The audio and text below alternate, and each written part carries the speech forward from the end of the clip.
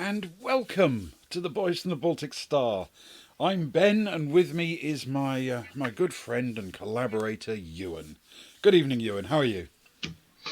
Hi Ben, I'm good, thanks. I'm very excited. I'm ready. I'm ready to become a creature of havoc. That is what we're playing, isn't it? I'm sure that's the way around that it is, and I'm pretty sure that's what it means. Yes. yeah. There's no danger. It's just At least us. that's the way we normally approach these things. Yeah, yeah. And But hopefully no, this I'm contains very good. many doors that can be opened. Uh, yeah, I feel as though the last one had an overwhelming lack of doors, but then perhaps that's why it went so well. That's probably how we were doomed, by the lack of Mm, doors. yes. And at least we didn't die of cowardice. No, yeah. There is always that. Well, there's not always that because it's happened before. But last time there was that. Last time, yes, just Hmm. last time. So, tonight we are playing a classic fighting fantasy game book. It is called, as we may have sort of slightly spoiled by both the intro and what we just said, The Creature of Havoc. It was published initially in 1986, which is lovely, and it was written by Steve Jackson, who sometimes we don't have the best of luck with Steve Jackson ones, but you never know, this could be the exception. So there are some good news and some bad news. The good news is that the enemies here are so easy to defeat that they've given us an extra trick for doing it, which is that if we're rolling our attacks and we roll a double anything, then they die instantly, so that we don't waste our time with the piddling details of the enemies. Yeah, that is good news. Excellent, isn't it? Yeah. Yeah. So that can only mean that the enemies are all really easy to beat and will just fall before us. There's another bit of good news, actually, which is that this book is, comparatively speaking, quite large. I mean, thick as a book. Hmm. It is a typical fighting fantasy book is 400 sections, and this one, if I get to the back, is about 460. So that's great. That must mean that there's lots of lovely descriptive tourism kinds of things to do rather than fighting. Treasure. 60 extra Extra paragraphs of pages of treasure treasure. and magic Yeah. items and the like. That's Yeah. brilliant. That's the one. And you know how all of these things come with like a sort of introduction, a bit of a background. Hmm. Well, this one has one of those, but it's broken into multiple chapters and it runs for about 30 pages. It apparently contains both clues and various misdirections. Some red But I'm not herrings. planning to sit here and read 30 pages of a book, so we're going to go in without any of that. I was just about to sit back and relax. Oh, okay. Because that way, you see, that way we know that we won't get misled by any of the misdirections. Oh, that's true. That's true. That's very good thinking, Ben. You know, which can only be a good thing, frankly. Yeah, most definitely. Okay, then I think we're pretty much ready to create our characters, and well, we know how this goes. So, skill, stamina, and luck we need to roll, and you will also need a slot for provisions on your character sheet. Yes. So, skill is 1d6 plus 6. And that's an 11 right. for me. Mine is a very average 9, well, slightly under, Okay, that's not awful. but not bad. Not bad. Yeah. Stamina 2d6 plus 12. Okay, Ooh. that's a 16. Oh, when you beat my 15. Oh God. Well, it's a good job we aren't going to be paying attention to those red herrings. Yeah, absolutely. It's a very good job. And luck, a 1d6 plus 6. Yep. Okay, Uh, that's a 6, so that's 12 total. nice. Mine is a 10 all in all. That's good. And then we get to note down 10 provisions. Those can be used at Wonderful. any time outside combat whenever we like, and they are worth 4 stamina. +4 stamina. Now, here's the painful bit, because we have to subtract 4 points each from our Hmm. stuff. And I'm normally what I would do at this point is dip 4 points of stamina because they come back with provisions. But I think with only 16. No, because you tend to lose them in ones, and I've got some luck that I could maybe use to reduce a loss here and there. Mm. I think I'm going to stick with my traditional. I'm going to go for my rolled skill, 12 stamina and 12 luck. Oh, Ben, that's bold. It's risky, isn't it? It is indeed. I'm very much at a loss. I think. Oh, who knows? I think I'm going to take 3 from my luck and 1 from my stamina Okay. to give me a 9, a 14, and a 7. Not the best rolls. 9, 14, 7. No, well, I mean, mine's 11, 12, 12, which is good skill, very good luck, awful stamina. my, At least it's both of us. So yeah. no one's dragging the team down. And my stamina is Yet. literally 2 points lower than the book believes you can roll. Ah, yes, of course. Which may prove to be a poor choice. But there are 2 of us, so There are 2 of us, and we get to kill instantly on a double anything, which is going to be very useful. very true, very true. And it doesn't happen to us, does it?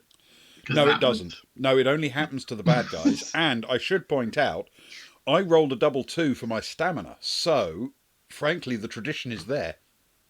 Yeah, indeed. You've already used up one of your doubles.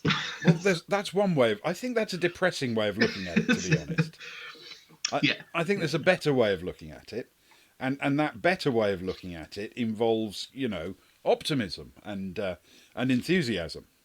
So here we go with Creature of Havoc. This can only end brilliantly. The pain is unbearable. Oh God, that's not a good start. Summoning up all your energy, you open your eyes. First one, then the other. They narrow to slits as they adjust themselves to the strain of trying to see once more, then relax as they make out familiar shapes in the dim light. A dirt floor, rocky walls, then the pain takes over. Your head rocks, your eyes submit and close tightly in an agonized grimace. Instinctively you raise your hands to cup your face, and a low moan mingles with the rasping sound as your rough fingers rub the scaly skin above your eyes. After some time the pain begins to ease. You open your eyes once more and peer out from between your gnarled fingers. You seem to be at the dead end of a passageway. Your surroundings are barely visible, but a dull glow is coming from the northern extent of the passageway, which stretches before you. A sound is also coming from this direction, of irregular breathing. Something alive is up there. You heave your great bulky body to its feet. Along your back the spines bristle. We are the Creature of Havoc, you're right. Swinging your heavy head slowly from side to side, your progress is decided. Northwards is the only option open to you. Muscles strain and succeed in raising a lumbering foot, which thuds loudly down on the ground in front of you. You repeat the action, first with one foot, then the other. After 4 steps, the motion has become automatic. You are moving more quickly and more quietly up the passage. When you reach the end, your eyes are drawn to a huddled shape lying on the ground in front of you. The small figure lies on its side, facing away from you. It is shrouded in a dirty brown cape tied around its neck, and it lies in a puddle of thick red liquid. Its body rises and falls irregularly with each breath. Some identified feeling swells within you. Is it anger, hate, fear, curiosity, hunger, or even sympathy? You bend down towards the little creature, uttering a meaningless grunt as you do so. The sound rouses the figure, which rolls slowly over to face you. The creature's dirty face is light-skinned, though barely visible under the thick hair which shades its closed eyes and almost totally obscures its mouth. From its chin, the hair rolls abundantly down its chest in a grey, unruly mass. Underneath the body, and now exposed by the creature's movement, is a sharp, shiny shaft, and this catches your attention.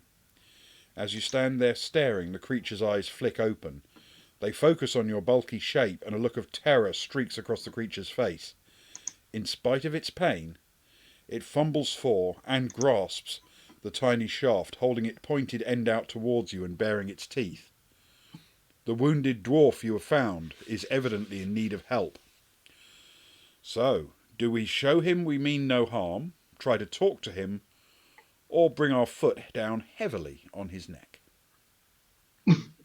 Those are the choices. Well, I feel as though this is a somewhat difficult one, given that we have no context. Mm. We may in fact be here to get off a dwarf. Yes, we apparently have scaly skin and spines on our back, so it's a slim chance, yeah, that we'd find them in the first paragraph. But yeah, hey, well, let's assume we're not just going to crush his neck, because that would be perhaps a little on the cruel side. It would. I was going to say necks or doors, but you're probably right. Let's get past that option. A neck is a door, you're right. There's no question about that. It's definitely a door. So, show him we mean no harm or try to talk to him. What do you think? It's tricky. I would say the two are very similar. Yeah. Do you have a preference? I suppose I'm actually curious as to whether or not we in this form can talk. So I'm leaning towards that just to find out if what comes out is like speech or grunts and growls. Let's give the talking a go then. Okay. That works for me. 364.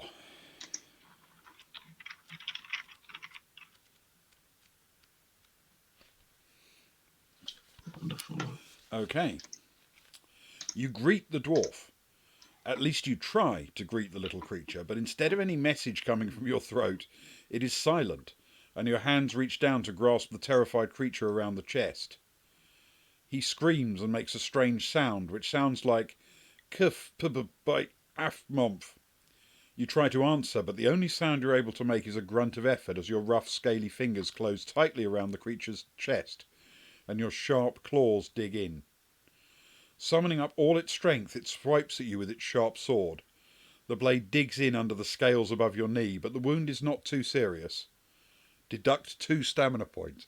You say it's not too serious, that's practically dead for me. Yeah. Oh, God. Right then. Okay. 2 stamina points deducted, fair enough. The blow causes you to roar loudly and to increase the pressure on the creature's chest. Its ribs crack like twigs under the force of your grip, and the body falls limp. You drop it to the floor, where it lands like the sack of bones it now is. Your thoughts are confused. We can try to hide the body, examine the strange little creature, or leave the area immediately.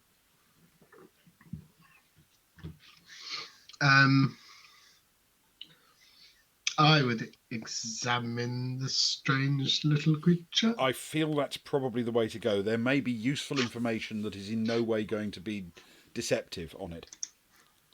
Let's try Yes. that.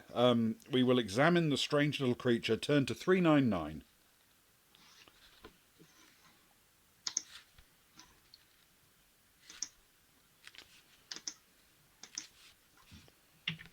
Yeah,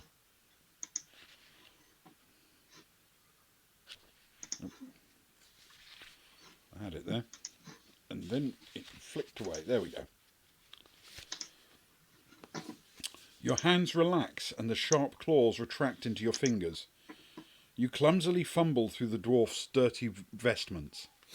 Your fingers will not fit into the pockets, but you do succeed in snapping the thongs of a large leather pouch which the creature has around its waist. As the ties break, the pouch spills its content onto the ground in front of you. It contains several circular pieces of shiny metal and a piece of hide, which unfolds as it drops out of the pouch. It is light in colour and has markings all over one side. You pick it up awkwardly and look at it, but it makes no sense at all. You become quite fascinated by this piece of leather. You turn it round, rub it with your hands and throw it in the air. You place it on your arm and on your head. You decide to take the leather with you. Unknown to you, the message on the hide may be useful later in your adventure. Ooh. Okay. It says, turn to 337 to examine the message. If you are carrying this piece of hide, you may return to 337 at any time to re-examine it, but you'll have to remember the reference. Okay, I will make a note of 337.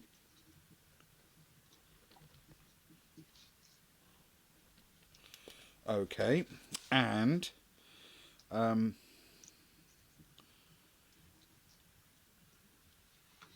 it then says, as you may have realised by now, your own wishes have little effect on your reactions as a creature. You have only glimpses of what you are like and what you're capable of. Although this will change as the adventure progresses, at this stage you are at the mercy of your own whims and instincts. Right. You're standing at a junction where you may go either east or west, and it then says roll a die to decide which way you go. Oh. We don't even get to pick. Right. Let's take Oh. let's take a look at 337, however. Yeah, why not? Seeing as See what seeing it as it's actually one of looks the like. choices that we do have. Steve, thanks. Okay.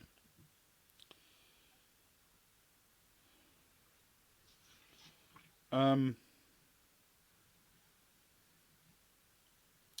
I was sort of vaguely hoping this was a map or something. Mm. Um,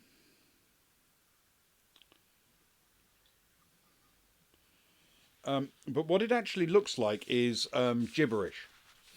Um, it's effectively written in what English people would assume Welsh is like if they've only ever heard it described as a written language. I don't know if you can see Uh, that, but it looks like that. yes, I'm vaguely familiar with what I can only imagine. Written Welsh, I'm vaguely familiar with written Welsh. um, interesting. Um, Uh, yeah, I suspect this is a code we're supposed to break, but I get the feeling we're not ready possibly not. Um, and it may not necessarily suit our sort of format of the stream here to try to crack this live on stream because things could be bad that way. yet. we could take a while, and there could be a lot of just sitting and staring at it. Yeah, there could. I'll tell you what though. How about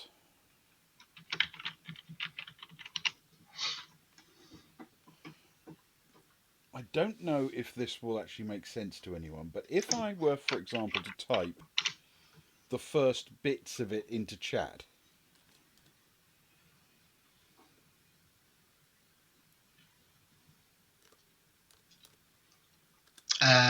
Yeah, That would make sense, or at least give some kind of indication as to what we're dealing with. What you're dealing with, I'm gonna Google it and try and come up with the That is, in fact, initial the first sentence, so to speak. initial message, because I don't want any spoilers. Ooh.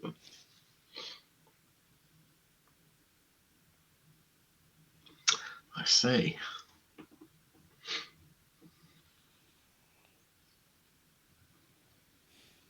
So if anybody can kind of see what this means and understand it, because obviously there's quite a lot of it. It's a fairly substantial paragraph.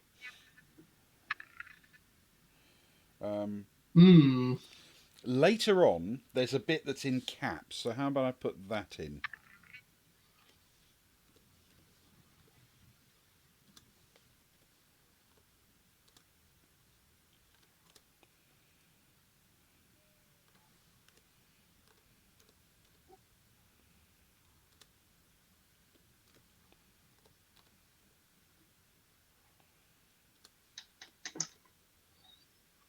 I get the impression that we're going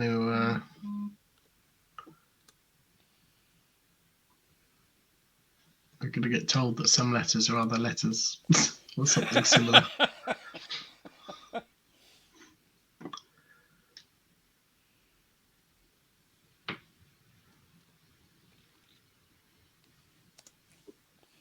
Okay. So there are a couple of samples of the whole thing. It's not necessarily all that encouraging. Truthfully. No, not at this moment.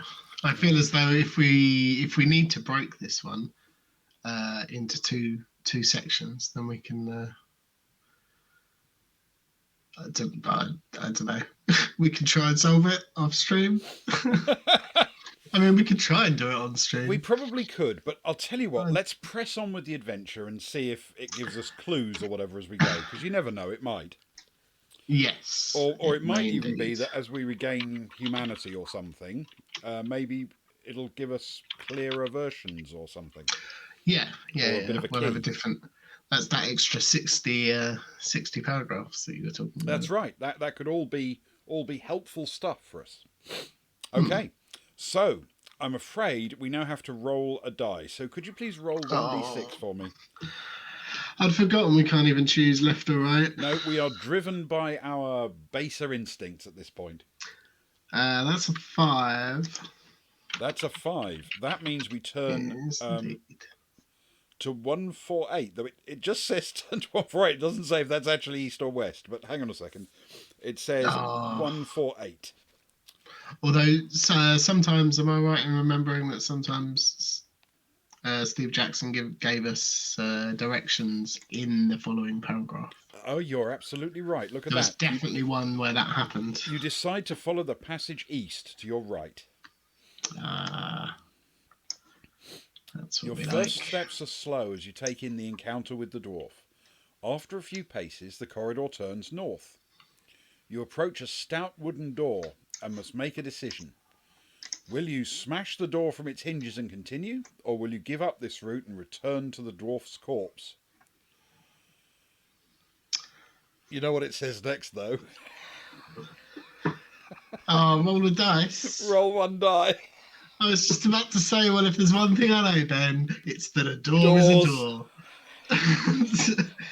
But we can't even do that. We can't even do that. 1d6, please. Oh, I feel as though it's your turn. Okay, I'll do it this time. We can't hold all the burden of our failure. That is a 5, which means we turn to 72. And and again, we don't even know. We don't know yet what we're going to do about it. It's a nice way to do it, though. I kind of like that. So do I. With one hand, you swat the door. The force is great, and your fist succeeds in cracking the wood. But the door does not open and your anger rises. A sound stirs within the room. You listen carefully and can hear heavy breathing coming from within, mixed with a shuffling sound as if something were slowly moving around. A growl, deep and low, comes from your throat. Will you risk facing whatever is beyond the door, or will you try the safer route back past the dwarf? Roll one die. Oh, wow. And I hate to tell you this. This one is, if the result is 1, turn to 419. If it's anything else, turn to 170. Right. Oh, that's a 1. It's a 1. This could be very good news or very bad news. Well, yeah, there is that. There is that. We turn to 419.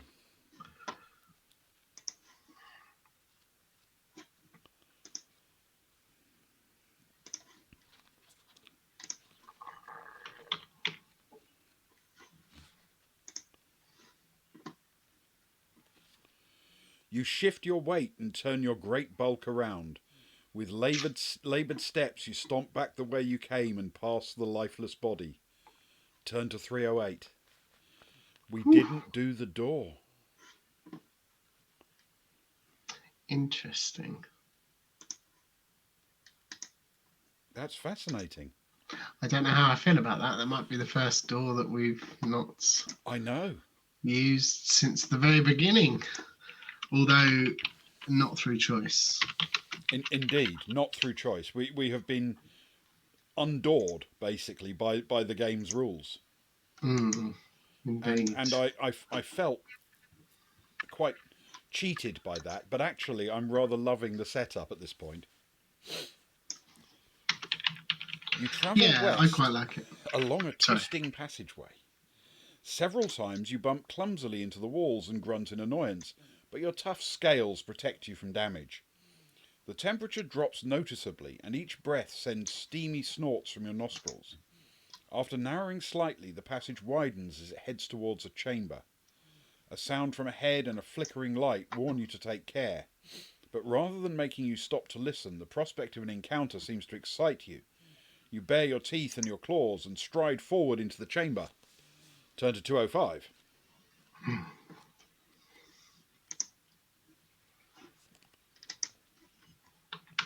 $205. Roaring like an enraged demon, you rush into the open chamber, ready to take on whatever is inside. Terrified shrieks come from the small party of adventurers, huddling around a makeshift campfire in the centre of the area. Three figures are warming themselves by the fire. One wears shiny clothes that clink as he moves. Another is dressed in red and also grows long dark hair from his chin. The third is a tiny creature with polished hide on his chest. He has no hair on his chin, but plenty on his feet, which he's been holding up to warm at the fire. Your eyes fix on the smallest of the three. Your breathing gets heavier and a feeling of pure hatred grips you. Without hesitating, you stomp across and grab the miserable hobbit with your claws. The other two are caught off balance and are slow to react. The hobbit has no weapon and should be an easy victim. Hobbit, skill 5, stamina 6. Now, interestingly, because it hasn't seen our stats, remember this book, it says if you defeat the creature in 3 straight attack rounds, turn to 160. If it takes longer than 3 rounds, turn to 86. It's not giving the hobbit much of an option here, is it? No, that is interesting as well. Right. So, skill 5, stamina 6. Okay, so we both attack. That is, for me, 11 plus 3 is 14. Mine is a 7 plus 9. Okay. And the hobbit is skill 5 and rolls an 8 plus 5 is 13. So it takes 4 points of stamina damage immediately. Okay, next round.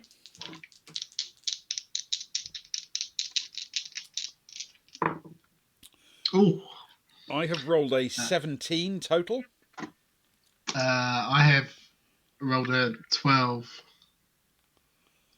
Total. which no, sorry, on the dice, Oh, double six, which is a double and also 21. okay. So the best it can do is to roll a double six, and if it does, then it could theoretically only die to you rather than me. But it Uh, can't because you rolled a double six, which means oh it's yes. instant dead. Uh, I feel as though that may have been overkill, but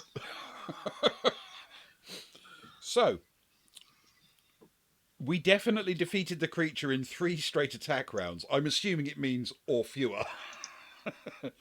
mm, Because obviously it was assuming that you probably wouldn't burn luck points and only one of you would be attacking. So yes, 6 that is should have true. been 3 straight attack rounds. But even so, we will turn to 160 as a very, very swift dispatch.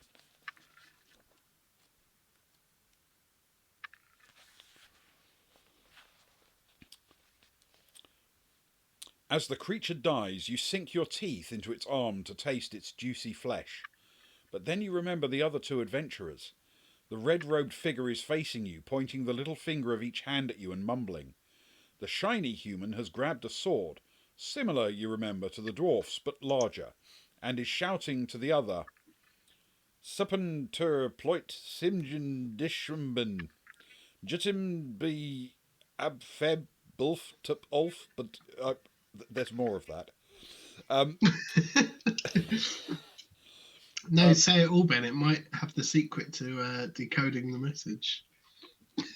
No, I'm joking. I'm joking. It's fine. Um, afar.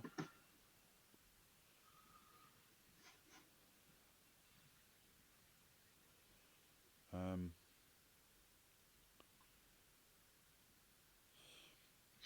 um, Or not? hang on a minute. Or it does. I shouldn't have said No, anything.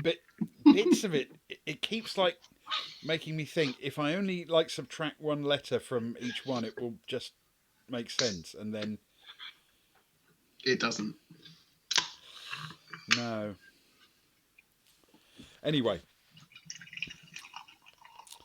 um,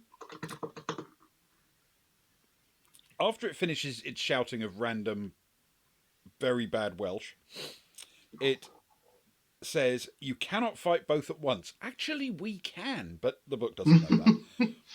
Which No. one will you direct your attention to? Test your luck. Okay. So Uh, this is if you're lucky, then do this, and if you're unlucky, do that. So realistically, I think only one of us can actually test our luck on this. yeah, So who do you that makes fancy? sense. I suppose I've got luck of 12, so I could automatically succeed, and then it would trim my luck back to a more reasonable level. Yeah, sure. That makes If you're sense? happy with that, I'm Yeah, I happy am with happy with that because having luck of 12 seems like a bit of overkill, if you know what I mean, in these situations. that. Yeah, Um, okay. if you're lucky, turn to 292. Yes. I should make a Lucky. note of that. 292.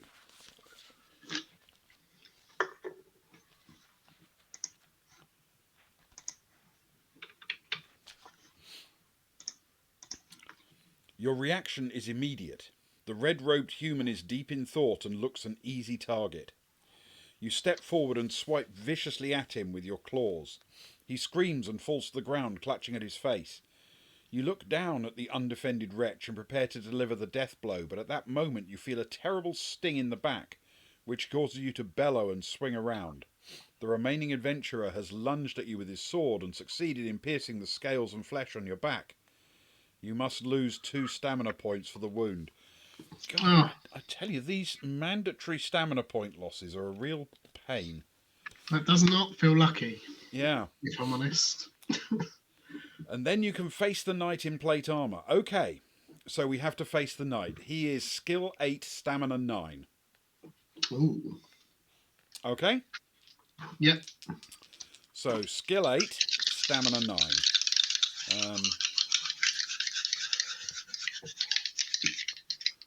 So I have rolled an 8, but more noticeably, it was a double 4. Ah, Ben, nicely done. Mine is a 5 on the dice, so it's completely irrelevant because you rolled a double, Because I rolled a double, he's instant which is all kill. good. Yeah. Nicely Which done. is, lovely. Mm, We've defeated the knight, very turned to efficient. 446. I need some instant kills because, frankly, I'm low on health now. 446 it is. Yeah, our stamina is not great, is it? Oh, although I could. I'll wait till this is done.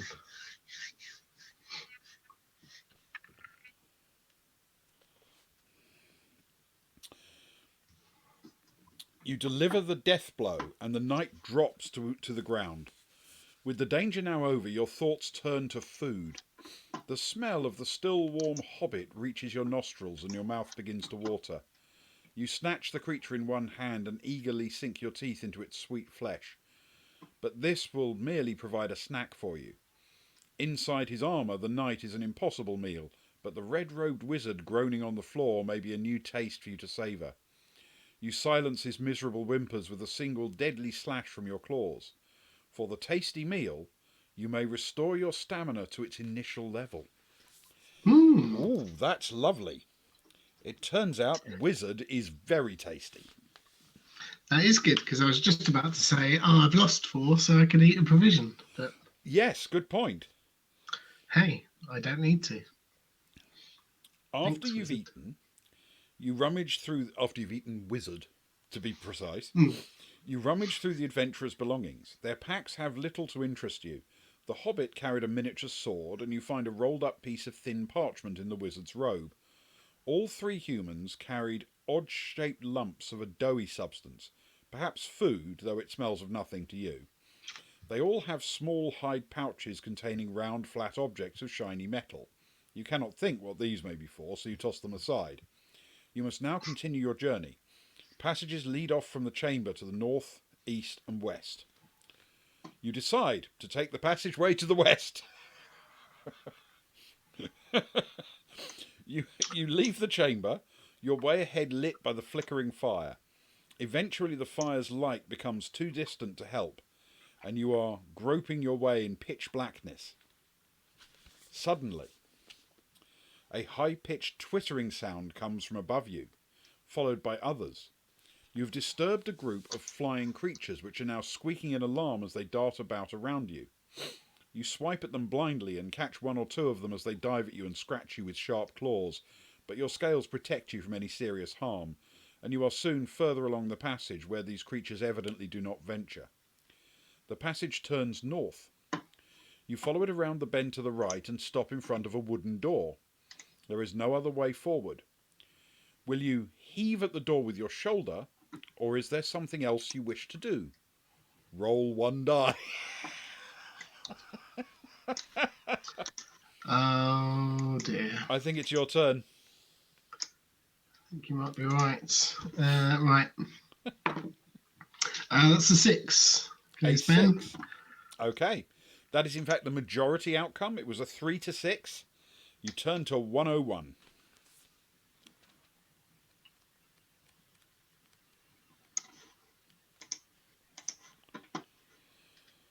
The door cracks under the force of your blow.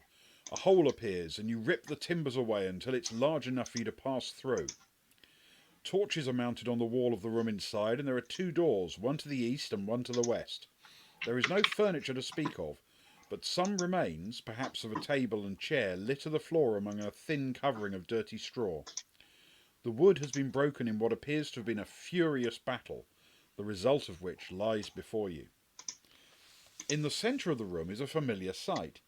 Casting your mind back to the battle you've just won, you recognise the figure of an armoured knight lying face down in the straw. His face is hidden under an elegant helmet decorated with wings coming from above each ear. A dark-bladed sword has entered his body through a gap in his armour between his arm and shoulder. Lying next to the knight are 3 other figures. One is similar in stature, but he wears a tough leather tunic and helmet. A bloody stain around his belly indicates how this adventurer came to grief. The other 2 figures are not so familiar. They are shorter than the others and are dressed in armour of scaly brown hide. They have gnarled, pug-nosed faces with vicious teeth set in their lower jaws. All 4 bodies are long dead. You step forward to get a better look. Suddenly you hear a chomping sound coming from somewhere in the room. In fact, several places. But you cannot see anything which might make such a noise.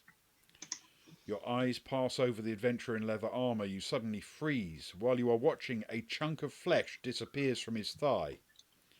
You watch incredulously for a few moments more. Not only does more flesh disappear from the adventurer's leg, but you also notice the body of one of the pug-nosed creatures twitch as its forearm suddenly loses a fleshy lump. This scene is worrying, and you must decide what to do next. Roll 1 die. If you roll a 1, 2 or 3, you decide to investigate the bodies further, and if you roll a 4, 5 or 6, you head quickly for the door to the east. I hate to say it, but I know what I would be picking at this point. My turn to roll, I think. It is indeed. Come on, 4, 5 or 6. Let's go fight the invisible things that are taking chunks out of things. That is a 6. Okay. I still don't actually know if this is the right outcome, you understand, but at least. Yes. It is heading for a door as well. At least it's a door and we're fleeing. There is a door and we're running for it. So, door to the east, turn to 168. 168. You make your way cautiously towards the door, horrified by the sight of the bodies slowly disappearing. As you step across one of the pug-nosed creatures, your foot catches something in the air. A screeching noise from somewhere is followed by a yelp of pain from you as sharp teeth clamp on your foot. Oh. Lose 2 stamina points.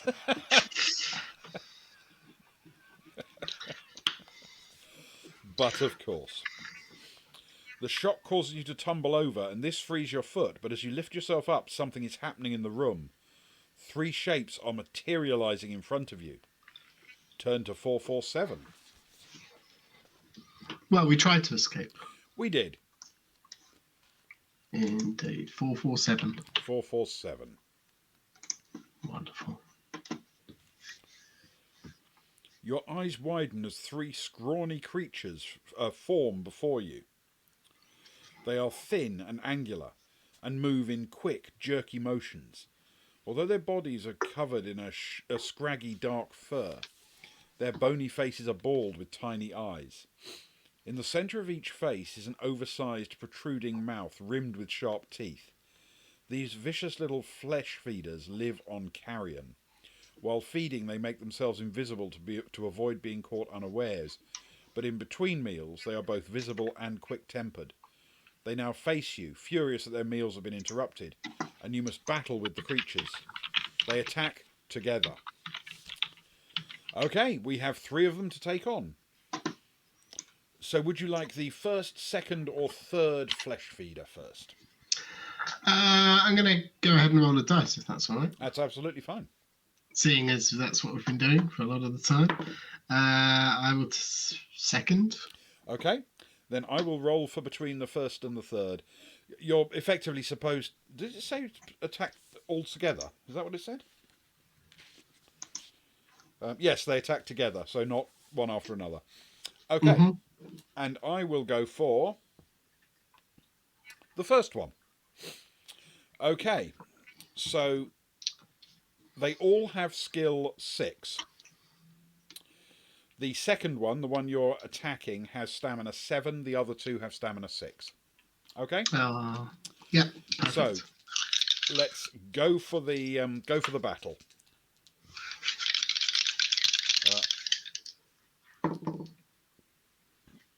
I rolled a 5, which is a total of 16.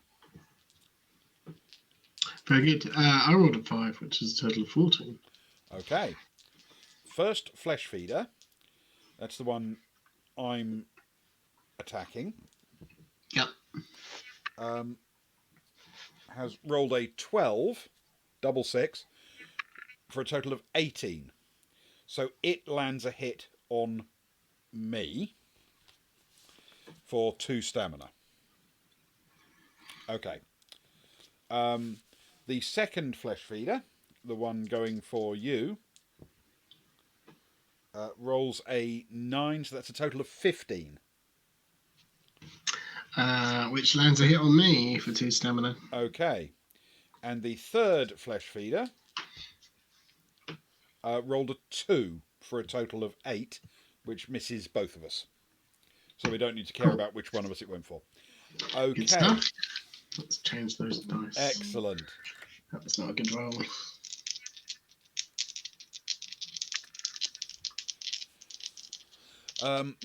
So, we need a good one now. I think a good roll, because it's going to take a while to burn these guys with their stamina.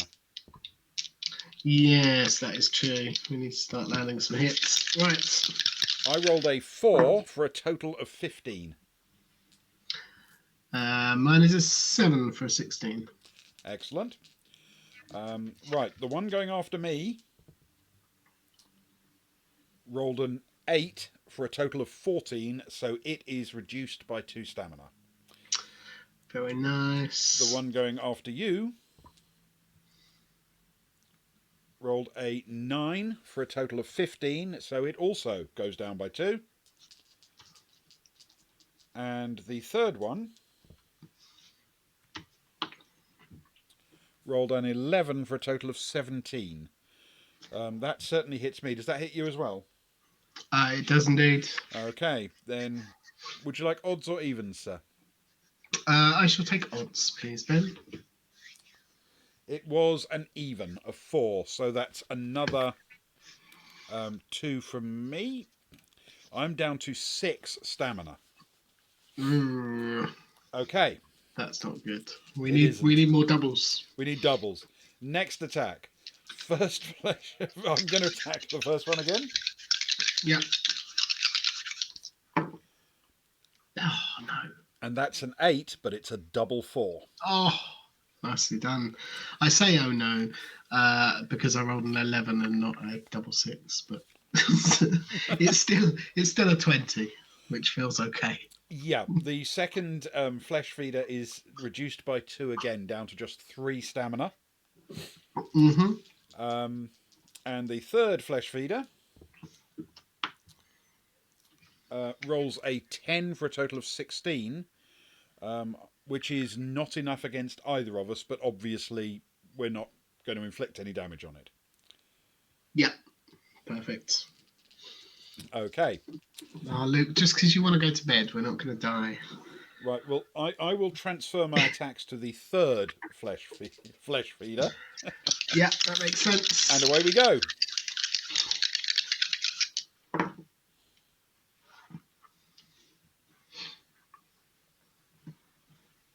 Oh, Ben with the double again. Double Luke, 3. and for anyone else who's unaware, in this one we get an extra added boon to our arsenal that if we ever roll a double, we automatically kill whatever we're fighting. I say we, Ben mostly, but I haven't actually been rolling particularly high, but I've been getting some doubles. which is all that matters. I rolled a 6, not double, for a 15 total. Okay. And the second flesh feeder has rolled a 6 for a 12, so that knocks it down to a mere 1 stamina left. It does indeed, with 2 of us up against it. Yep. Okay. We're both now attacking the second flesh feeder. Mix up the dice. I rolled a 6 for a total of 17. Mine is a 9 for an 18 total. And it has rolled an 8 for a total of 14, which means it is done. And we're still alive. We have indeed defeated them. It says turn to 89. I'm going to take a provision before we turn to 89. Yeah, I may do the same, Ben. Because it feels prudent at this point. That doesn't actually get me fully back to health, but it's better. Mine does. I was 4 down. So. I now have good. 9 provisions, but I'm back up to max stamina. I am up to a mighty 10 in my stamina. It worries me that, you know, when they provide you with like dungeon trash to fight, they have staminas of like 7, and my absolute maximum is 12. Yes, if you defeat them, turn to 89. We did indeed defeat them. We did.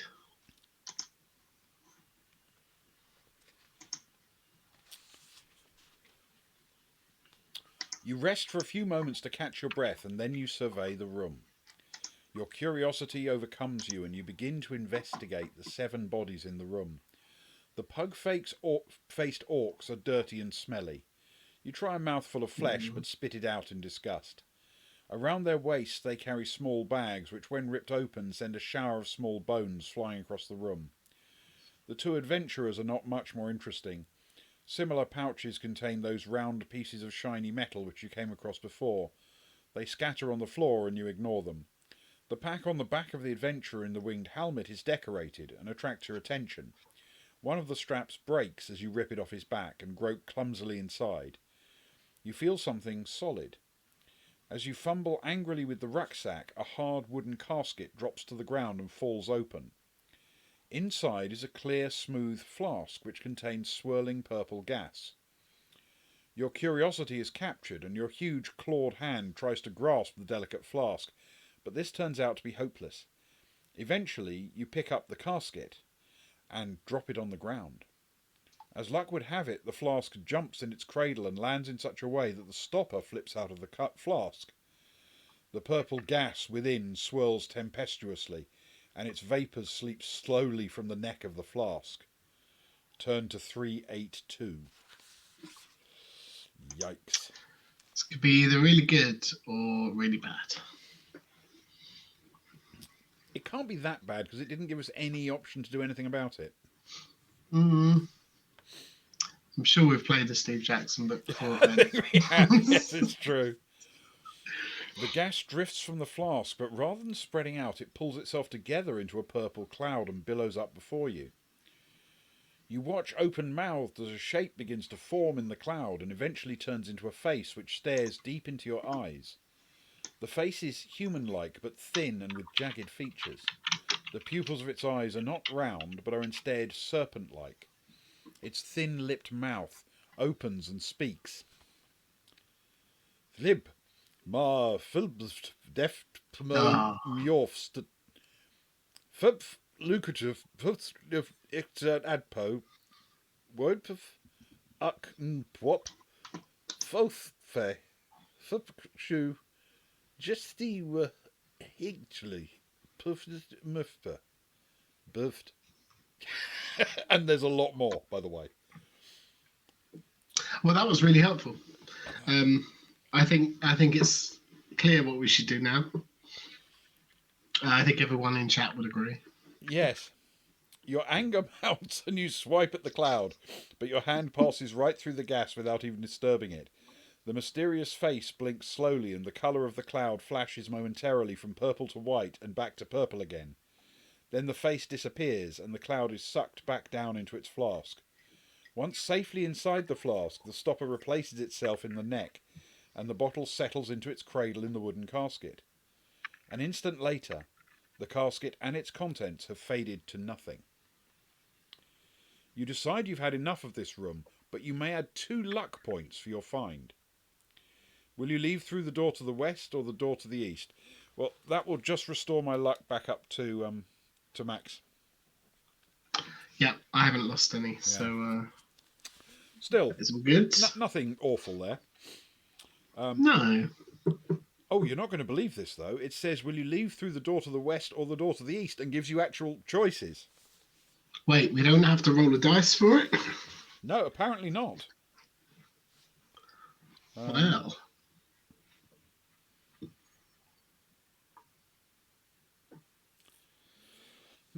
Amazing.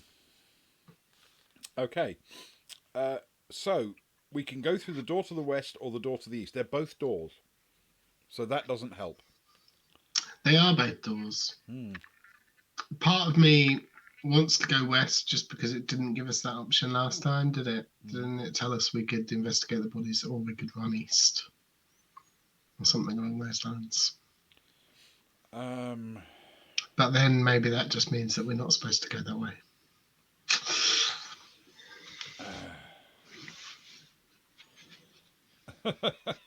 Thank you, John. Yeah, thank you very much for joining us. I feel your first instinct is something we should go for. So if your immediate thought was let's try east, then let's try east. My immediate thought was let's try west. Then let's try west. but if you want to go east, yours is clearly east. No, I have no particular dog in this hunt beyond not wanting to make the decision in case it's wrong. So you've now made the decision. Let's hope it's not wrong. I'll hope it's not wrong. Yeah, there we go. 51 we turn win to. Either Go way. west and it's 51. Okay.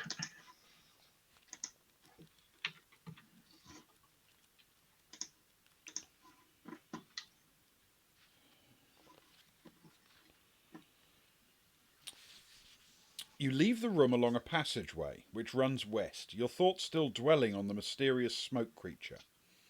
After a short time, you find that the passage is bending this way and that through the rocky earth. But your progress is aided by the strange blue glowstones which are set into the roof of the passage. As you progress, glowstones ahead of you light up and bathe the area in an eerie blue light. When you look behind, you can see that they magically turn themselves off. Suddenly a distant echo reaches your ears and you stop dead in your tracks. Again you hear the sound and it is coming closer. Footsteps and muffled voices are heading towards you. You are fortunate in having the advantage that your own footsteps are virtually silent, so you continue ahead, ready for a fight with anything that may come along. You approach a bend. A shrill scream pierces the air, and for an instant you're not sure whether it came from your own throat or that of the terrified adventurer with whom you suddenly found yourself nose to nose when you turned the bend. But you recover quickly and slash furiously at the hapless human who is still trying to compose himself after his fright. You catch him across the skimpy leather armour he wears on his chest and send him crashing into the rocky wall, where he loses his grip on the sword he is carrying. His two companions are close behind, so you must finish off the strong arm without delay. Okay. The strong arm is skill 7, stamina 8. There are a lot of adventurers in this, whatever this is. Are they actually here to kill us, or are we just in the way? Oh, this is a very good point, Ben. Maybe they are. Maybe they're literally here to kill us. That'll make Luke happy, at least. Literally, if everything in the book is out to kill you, especially the humans, hobbits, and dwarves. And the hobbits do not, it turns out, make a full meal. More of an appetizer. Okay, so skill 7 and stamina 8, the strong arm. Right, so I attack with a 7 plus 11 is 18. Mine is a 7 plus 9 for 16. And the strong arm rolls a 9 plus 7 is 16. That's what you rolled, isn't it? Mm-hmm. Okay. It is indeed. So it takes 2 stamina down from me, and it can't hurt either of us. Okay. Next round. It is now down to stamina 6.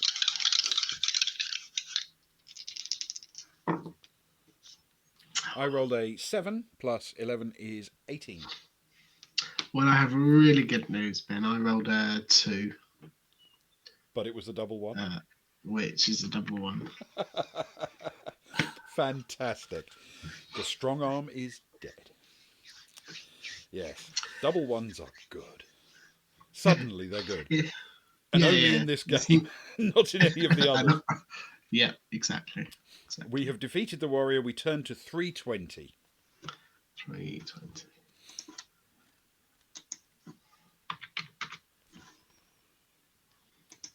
As their leader falls, the other two adventurers rush to attack.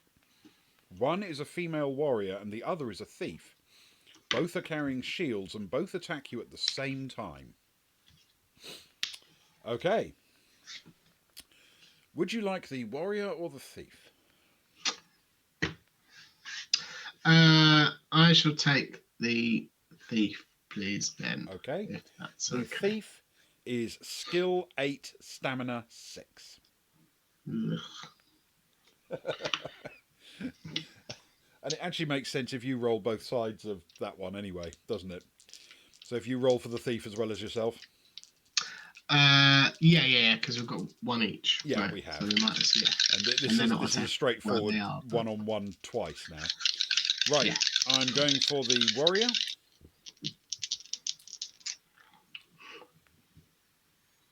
I rolled a 9 for a total of 20.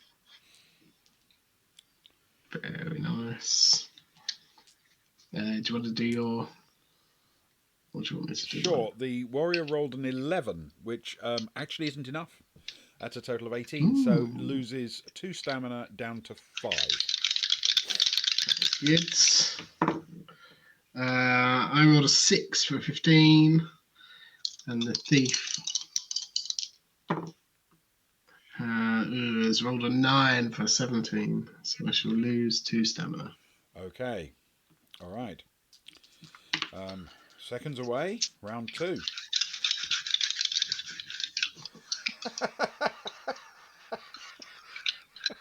I rolled a 2. Wonderful.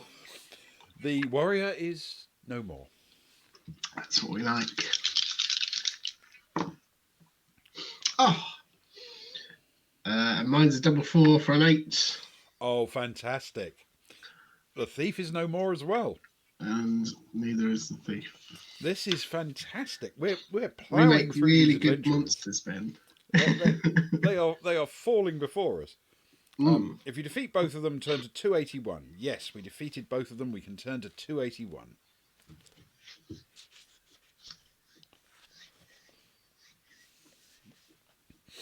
You poke around the bodies of the 3 dead ruffians.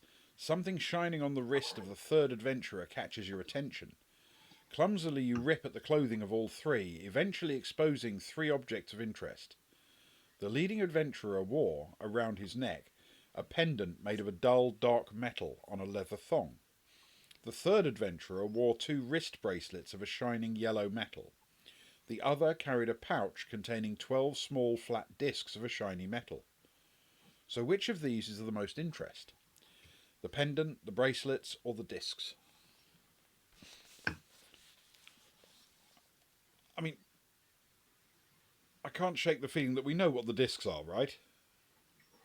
Yeah, and we've been discarding discs this whole dungeon. We have, having no use for the shiny metal discs. Yeah, Steve has been rubbing all the treasure in her face the whole way through. It has.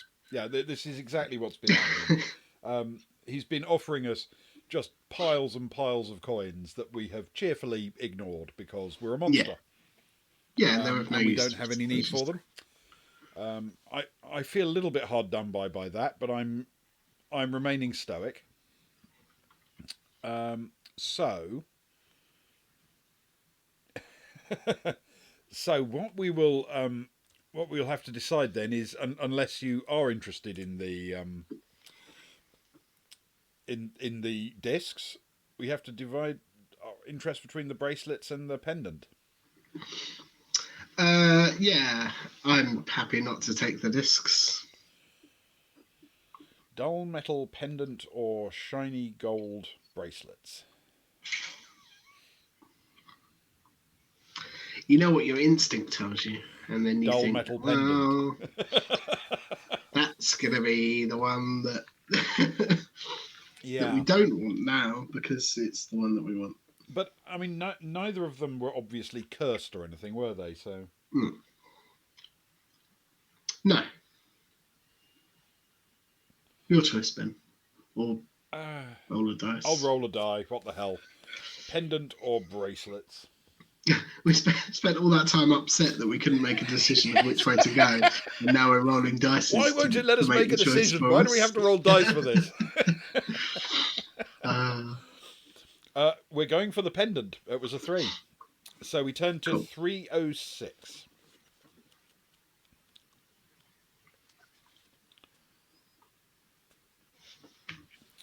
You are fascinated by the ugly pendant.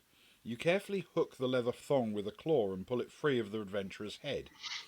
You turn it over in your hand and see that it is circular with a dull blue stone set in the centre.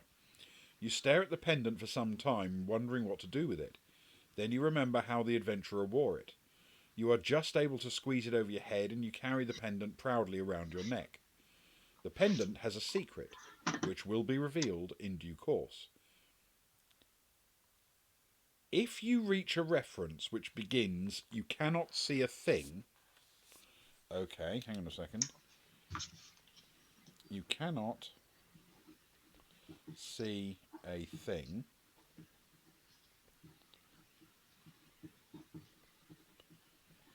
Then deduct 20 from the reference number you're on at the time and turn to that new reference. Okay. Okay. You may add 1 luck point for this find, which actually doesn't help me. No, nor me. Nor me, but it's good to know. It is. That's useful information, potentially. So, yes, turn to 115. I shall hold off and see where this goes before writing it down. Before you finally leave the adventurers, you may decide to feed on them. If you do, you gain 4 stamina points. I'm definitely going to snack on adventurer. Yeah, sure. That'll take me back up to max. Same with me.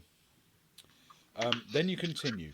All is silent as you walk carefully along the passage. Eventually, your ears pick up the sound of running water, and the air becomes moist and cool. The sensation would be quite refreshing if it were not for an unpleasant smell which gets stronger as the sound of water becomes louder. Soon you find yourself on a ledge in the face of a rocky cliff. Looking out, you can see you are high over a vast cavern through which a river flows. Leading down from your ledge into the centre of the cavern is a flight of rough-cut stairs. This precarious staircase spans the river and is the only way onwards, but the thought of descending the stairs is not one which fills you with enthusiasm. The narrow steps have been made for human-sized feet, and your large pads will make your descent awkward. The smell, which was unpleasant before, is now horrendous, and seems to be coming from the river itself. Its waters are murky brown, and the smell of excrement and decay is overpowering. Nevertheless, your only way on is downwards, so down you must go. Test your luck. Oh no.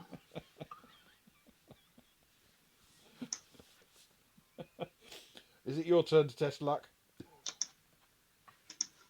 I'm not sure, Ben. I'm not sure. It's up to you. Should we say it is? I feel as though I haven't actually tested luck. I've done so once, so maybe it is your turn. Yeah. I then got my luck restored, you understand. Oh, we are not lucky. I rolled a 5. Oh no, under. Under or equal, yeah. Under, yeah, we are lucky. I rolled a 5. Fantastic. Yes. This is brilliant. If you are lucky, turn to 166.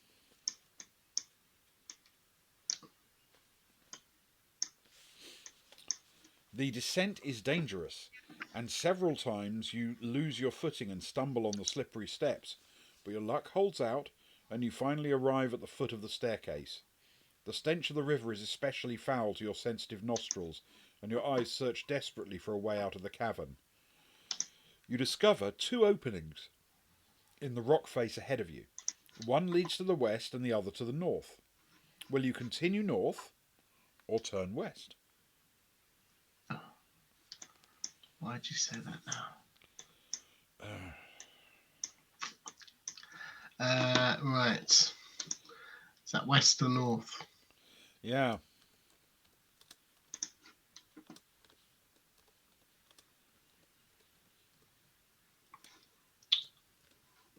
What do you reckon? Well, I'm tempted to say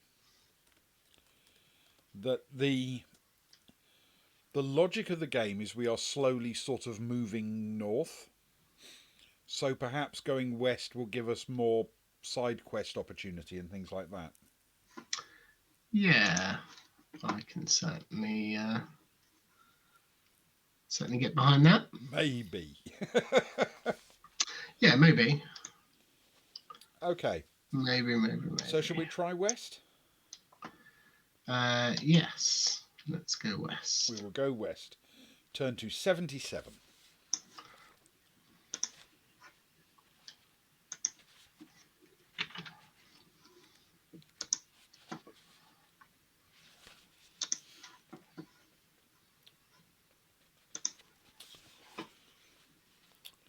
You enter the passage. It twists and turns through the rock in a haphazard way until it finally opens out into a small cavern.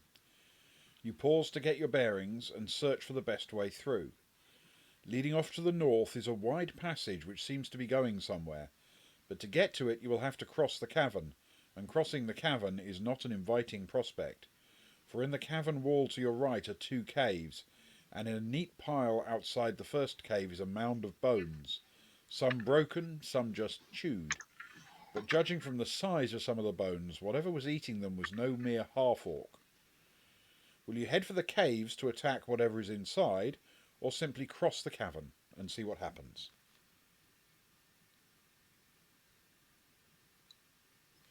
Hmm.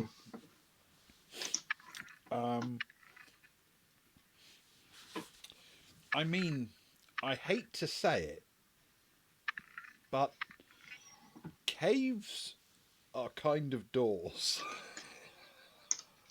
Yeah, I mean, yeah. I see what you mean.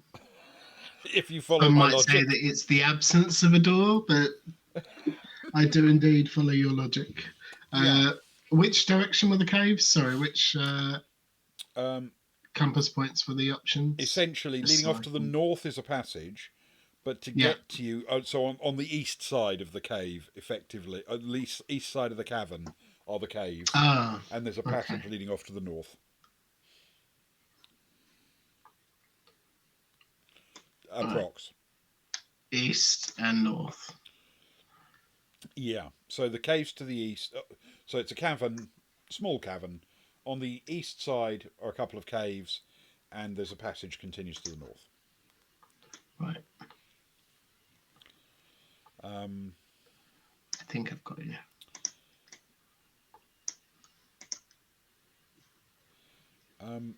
I'm just tempted to say we do not leave a door unopened, and a cave is definitely a door, isn't it? Yep. Let's do it. Them's the rules.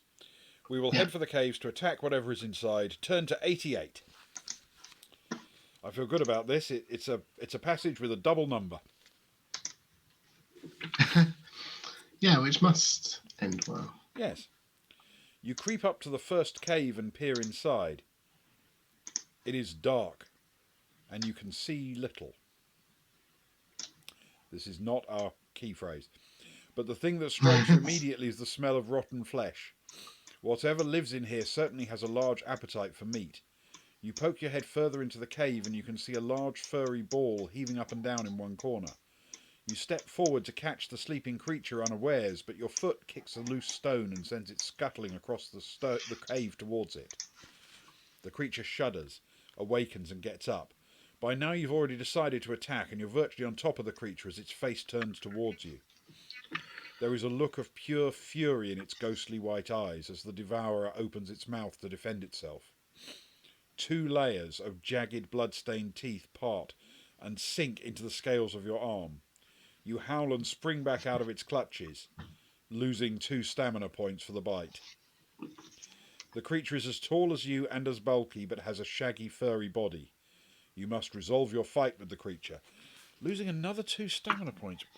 I tell you, it's a good job I keep getting them back by eating adventurers. Yes. Yeah.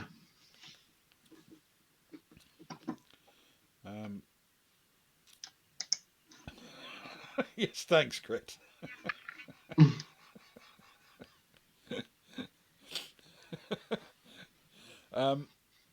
So, the Devourer has skill 10, stamina 8.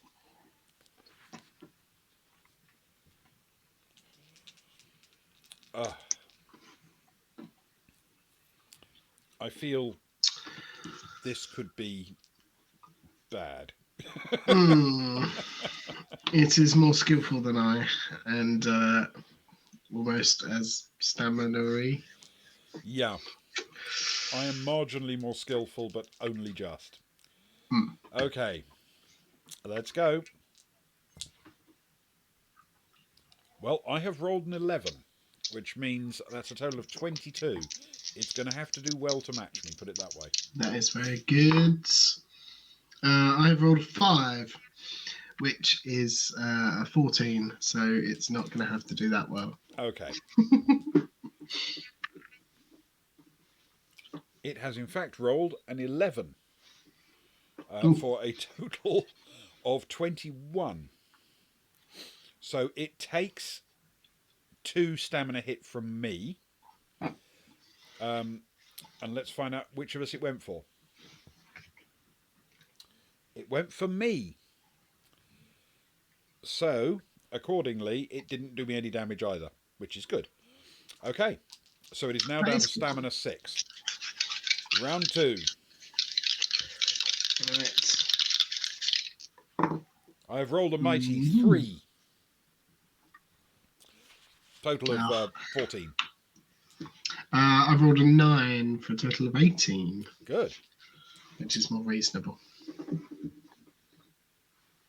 It has rolled a 4 for a total of 14. So it's matched me.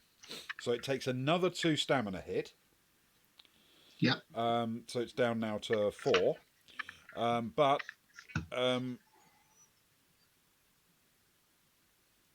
No, it's matched me, hasn't it? So it can't hurt either of us. So you're good. Yep.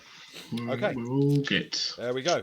Everybody's safe. And I have rolled.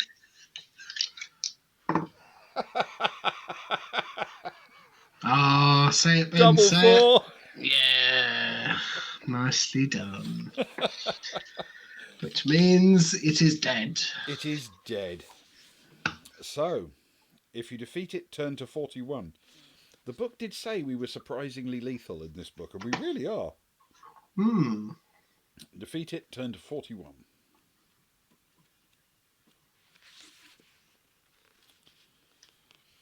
You leave the cavern and head along the passage which leads to the north. Again the route twists and turns, but you progress without incident. Eventually you reach the foot of a flight of stairs carved out of the rock and leading up into darkness. You climb the stairs and reach a junction where you may head either north or east.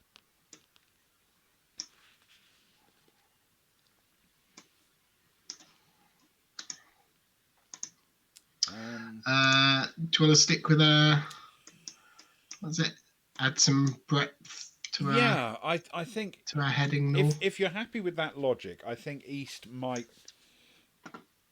give us more to explore before we meet our inevitable doom, if you know what I mean. Yeah, that works for me. Okay, let's give it a shot then. We will head east. That's 156. Wonderful.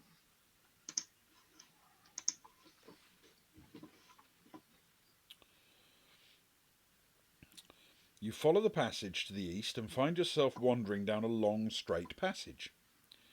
After some time, you arrive at a crossroads and must choose which way to turn.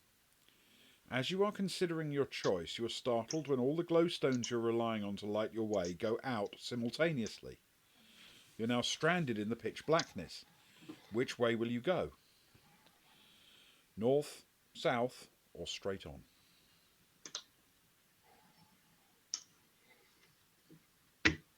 Well.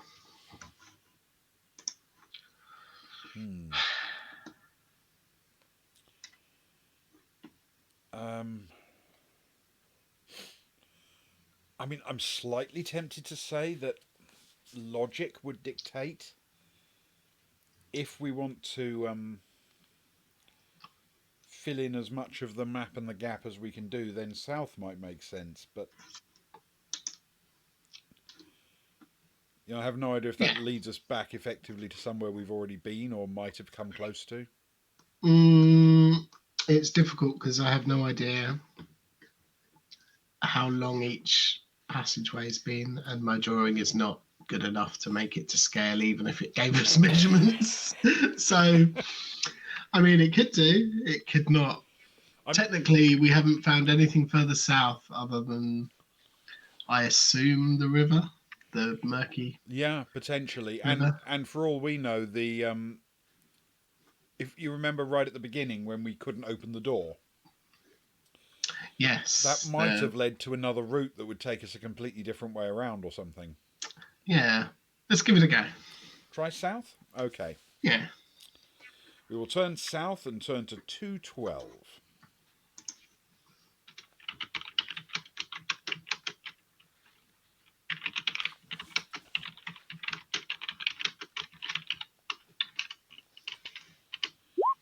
$2.12. Okay.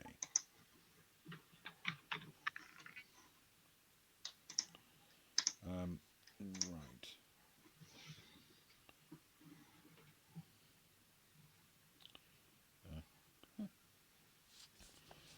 212. You grope your way along the passage for several paces and find that it comes abruptly to a dead end. We can search the walls for any signs of a way through, or return to the crossroads and choose north or east. Oh. I mean, I'm tempted to say if it gives us the chance to search the walls for some reason, we probably should search the walls for some Yeah, reason. Just in case. I agree. Okay, let's search some walls. It feels like it's hiding something. It does, yeah. Search the walls, turn to 245.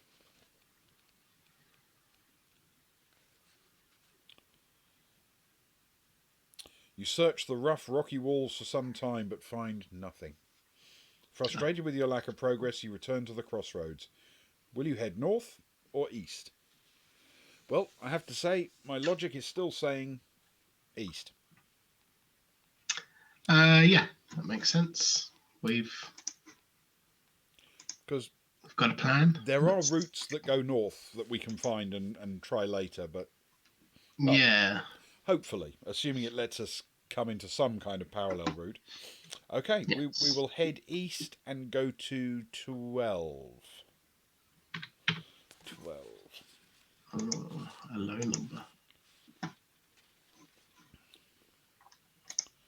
You follow the trail until you reach the top of a hill. The trail winds down into a valley.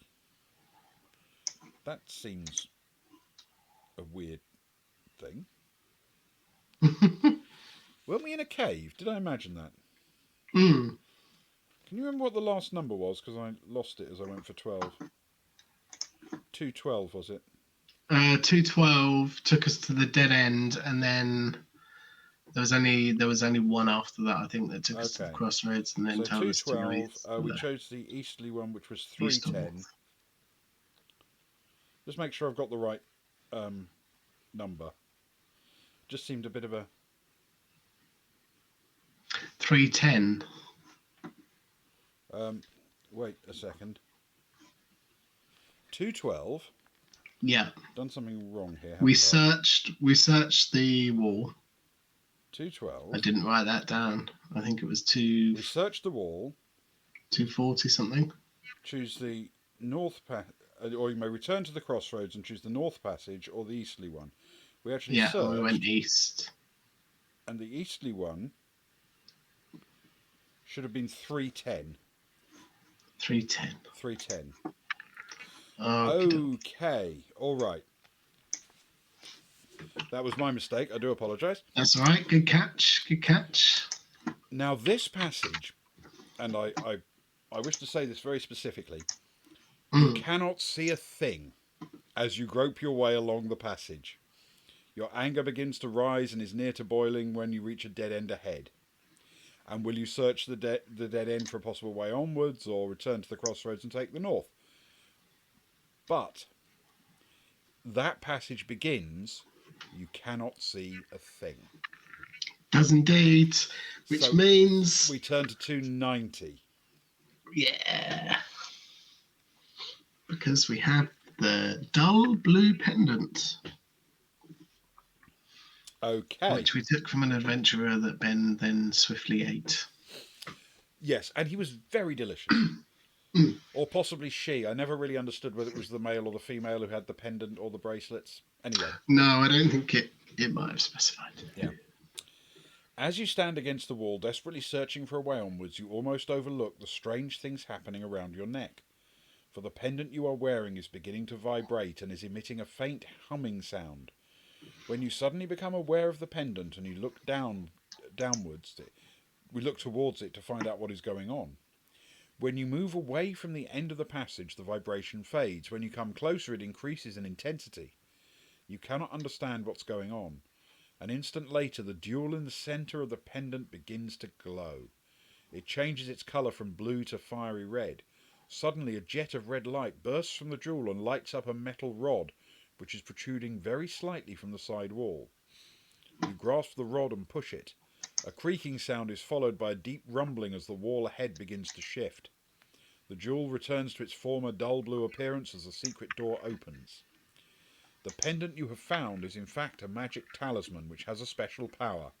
It is able to detect hidden doorways. In future, it will warn you of the presence of secret doors, but you will have to watch for the warning signs. If you reach a reference which begins, you find yourself. Okay? Yeah. You find yourself.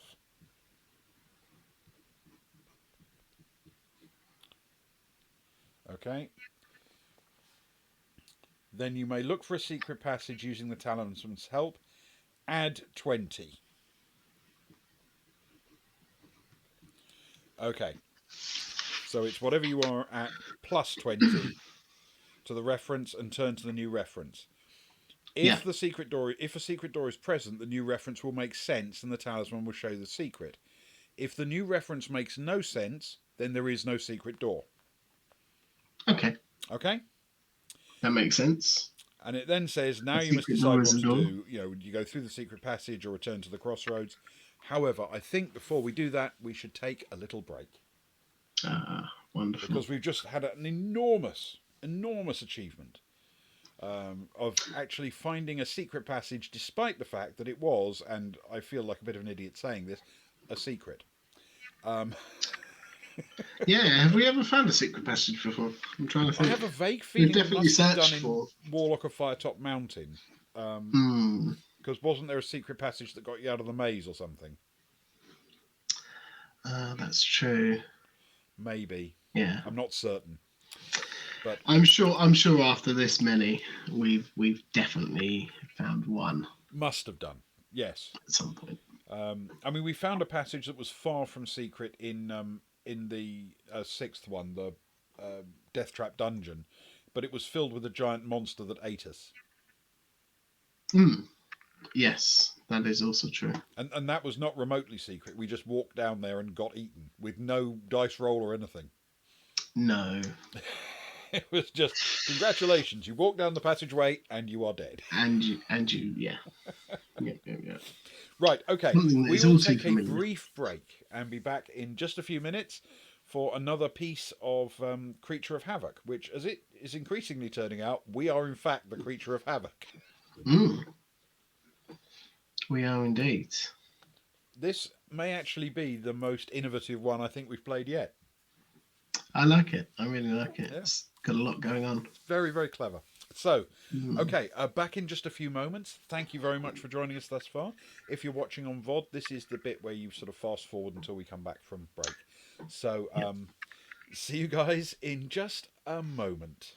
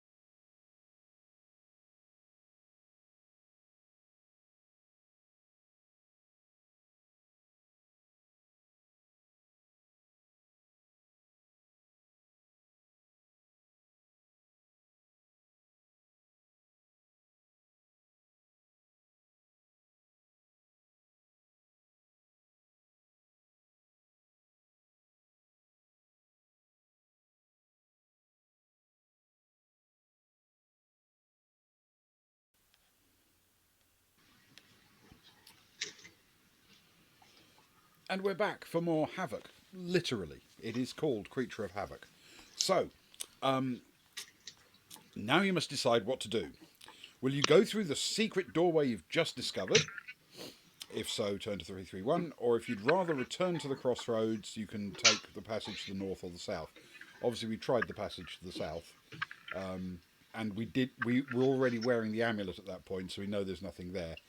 I'm tempted Yeah. to say we found a secret passage. Yeah, I mean, we should use it, most definitely. Okay. It is, after all, a door. A secret Very much doorway. so. Yes. Okay. So we will use the secret doorway and turn to 331. 331.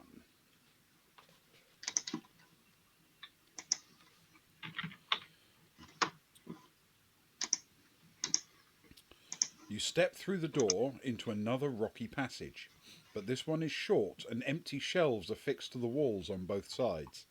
At the end of the passage is a wooden door. You step up to the door and shove it open.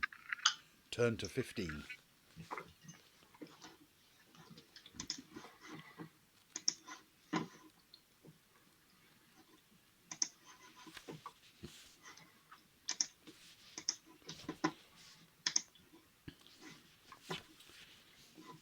All is silent as you enter. The room is large, with a high ceiling, and a musty smell permeates the air. There are 4 doors leading from the room, one in each wall. A long table stands in the middle of the room, and on it is a short stick with a metal head lying next to it, next to some Mm. small spikes. A couple of planks of wood are resting against the table. This is evidently a workroom of some sort. In one corner of the room you find the products of the work carried on here. 2 tall and thin wooden boxes, about as tall as you are leaning against the wall. They're standing next to a hole in the wall just above floor level, which is wide enough to fit one of the boxes through. You puzzle over this for some time. What do you want to do?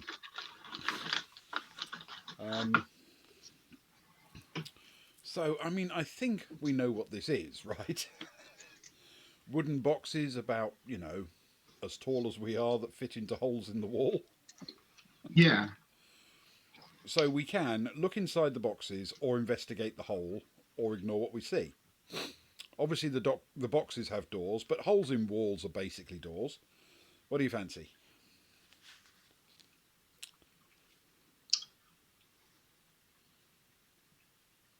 Hmm. How did Sorry, Ben. Could you start the passage off one more time, please? All is silent as you enter. Ah, don't worry. Just thought I'd check, seeing as it had just told us. Yes. The room is large with a high ceiling. Well, should we check the boxes? I'm not sure I want to. I mean, I guess there's nothing horrible that could happen. Nothing. They are doors, and They are as you doors. say, You're right. They are absolutely doors.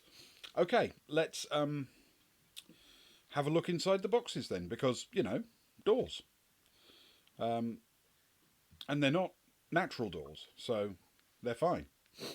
Have a look inside the very true. boxes. Turn to 217. 217.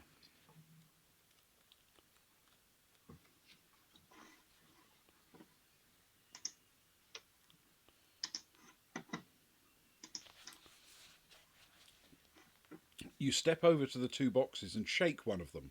Something soft and heavy bumps about inside. This arouses your curiosity and you search for a means of opening the box, but none is apparent. In your frustration, you tip the box over and it crashes to the ground.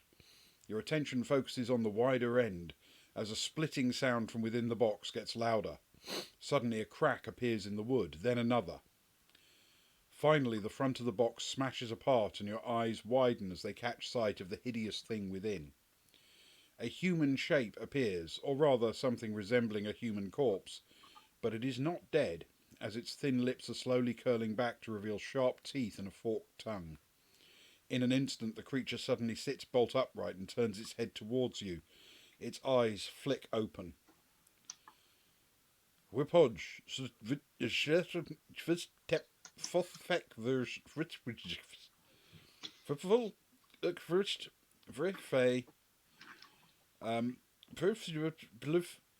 there's a lot more of this.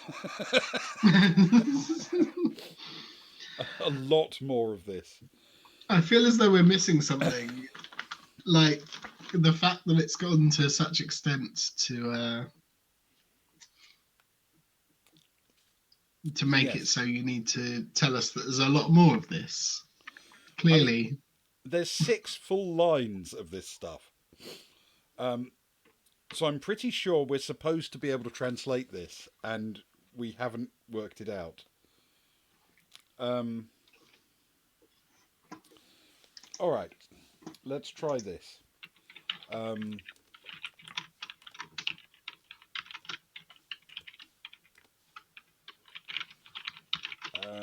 What we're going to do.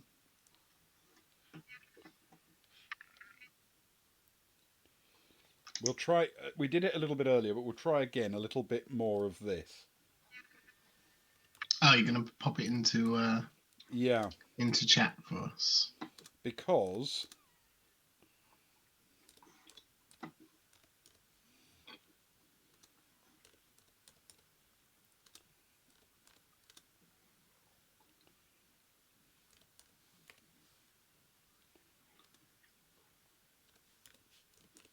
bear with me a second.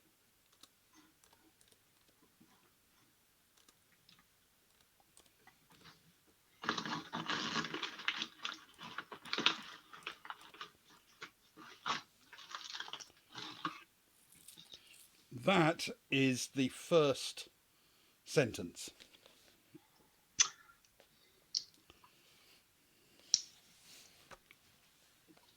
And I'm pretty confident that this is a fairly simple cipher that we're supposed to be able to decode. But in the chaos of actually reading everything out and doing the stream, if I'd been sort of sitting at home playing this on my own, I'd probably have devoted happy hours to trying to crack this. Yes, yeah.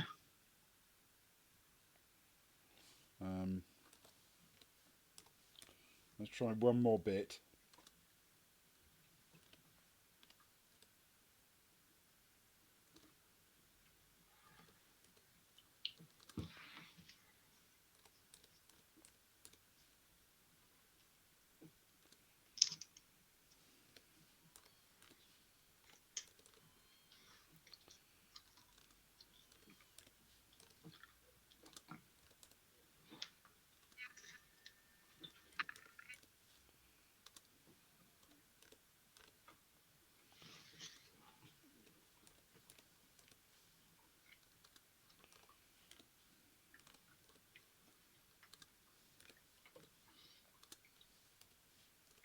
I mean, I don't know where to begin.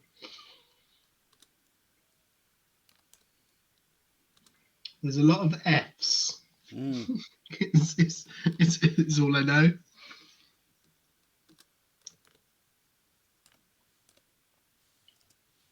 Ah, soup of the day is cabbage surprise. No, that's a big help, Crit. Thank you very much. Appreciate that. Thank you. Hopefully, we get the option to order some. I mean, B could be S because there's a double B at the end of a word, which is more likely to be double S than anything else. But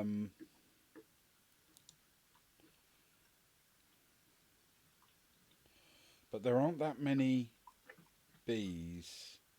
A fair few.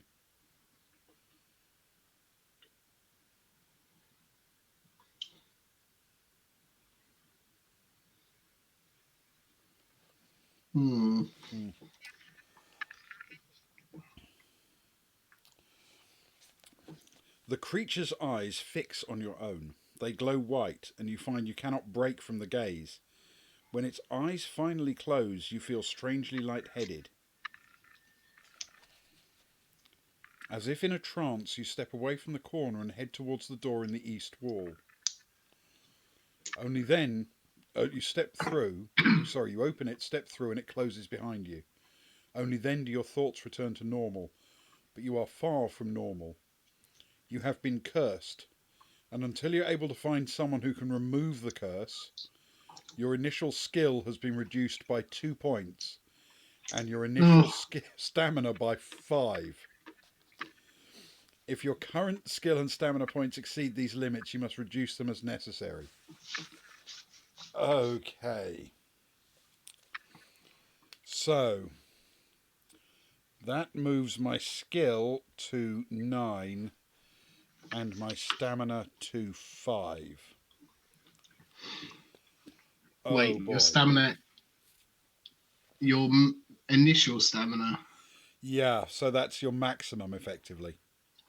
Yeah, is reduced by 5. Um, well, yes, you're sorry. Oh, you're right. Sorry, get to 7, not 5. You're quite right. Okay. I was worried. I was worried for you, Ben. Mine is now 9, and my skill is now 7. Okay. Yeah, my skill is 9, my stamina 7. It's discouraging, is what it is. Mm. Okay. All right. So, until you're able to find someone who can remove the curse, initial skill has been reduced. Yep, okay. Now you may continue by turning to 436. And that was heading east, was Yeah, that? heading east. 436. Thanks.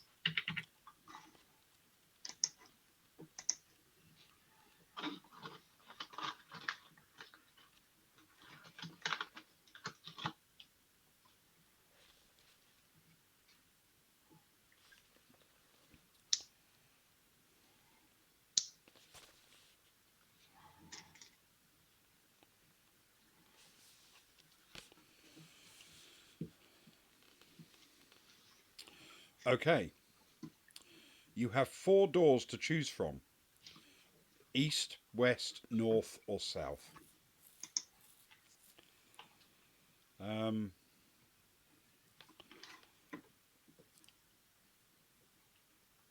I can't shake the feeling that west will take us back to cursed demon vampire zombie lick type person. Yes. Um, Wait, we have 4 doors to choose from. 4 doors to choose from, yeah, that's what it says. So they're all doors, and any of them.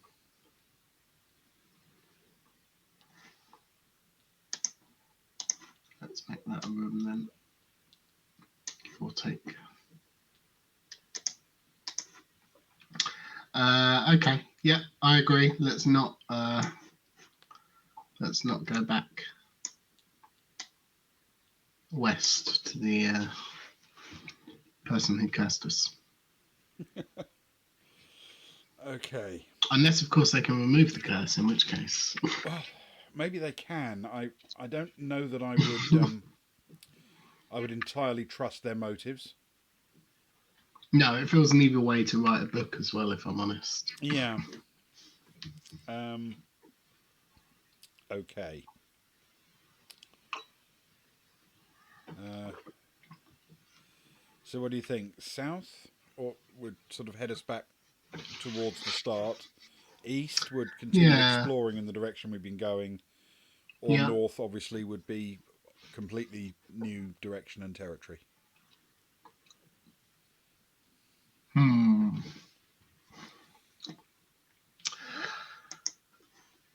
I'm really not sure. I think we were quite happy to be exploring more stuff, weren't we? We were, yeah. So perhaps south or east. Uh, Truthfully, whatever your sort of first first thought is. Let's go south then. Okay. We will go south. That's 201. Wonderful.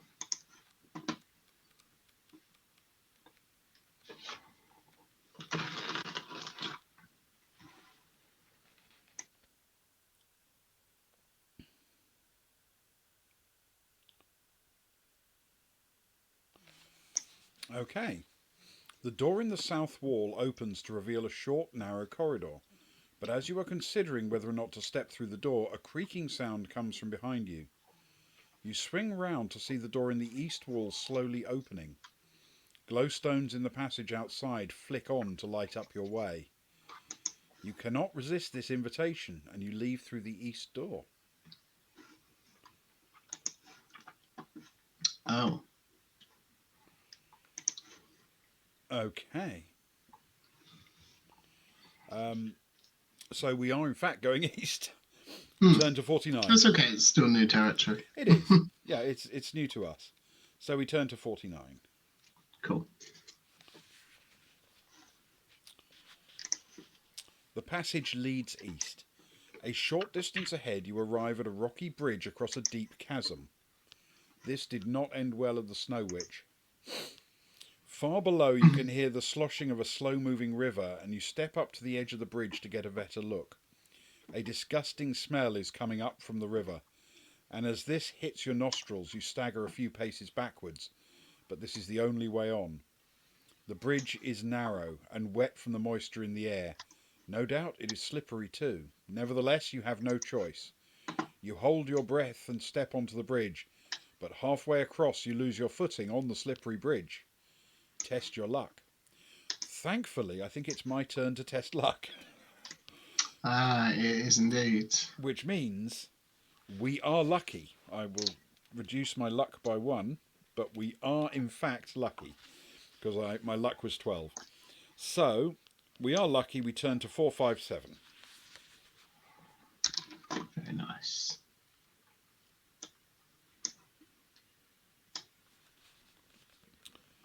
You regain your footing and hurry across the bridge to the other side. Shaken by your near accident, you continue until you arrive at a side passage on the right. You do not like the look of this side passage, so you continue eastwards. Turn to 122. I wonder if that's the other end of what happened if we made it through the door from the south.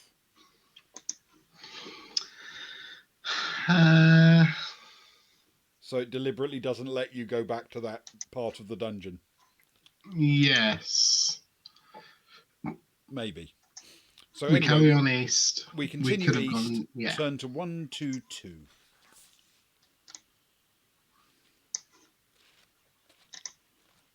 That makes sense.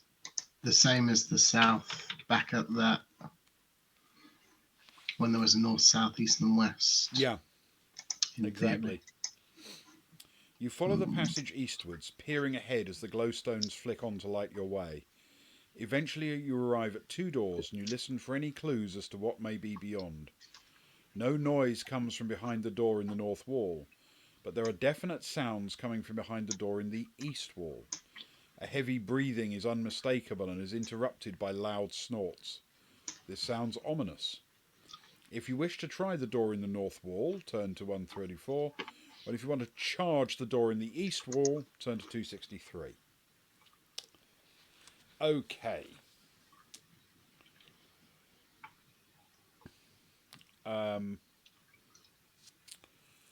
So, that's good, the way your river lined up. That's excellent. Somewhat forced. Well, forced perspective is all. It's just movie tricks, you know.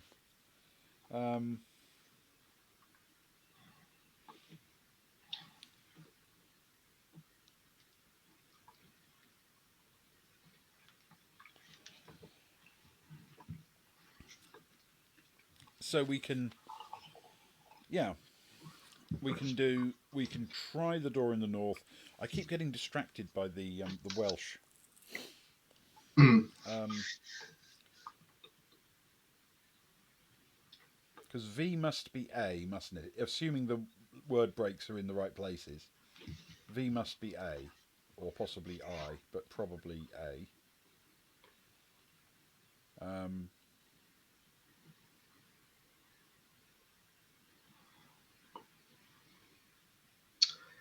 Yeah, that makes sense. Though there was one earlier on as well that was a single. I'm not going to scroll all that way back, but there definitely was another one that was a single. There was another one that was a single, wasn't there? I can't remember what it was. Hold on a sec. If it's still on the thing.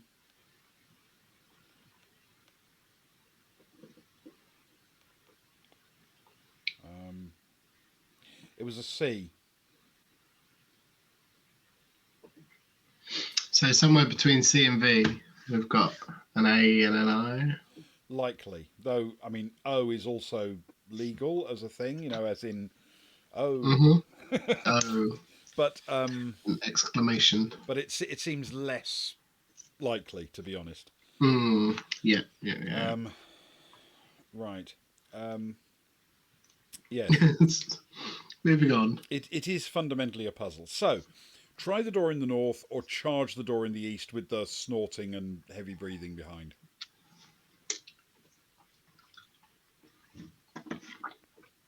Bearing in mind we have low skill and low stamina. That's very true. We are cursed. We are cursed. Because I was debating it, and then you said that, and I agree, Ben. So north, maybe? Yeah, yeah, yeah. Okay. We will try the door to the north. That's 154. We'll go to. Right. Yeah. 154.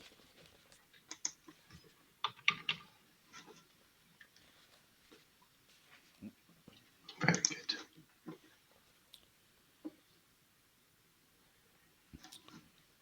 The door is locked. It may be possible to break it down, but you could damage your shoulder as the timbers are heavy.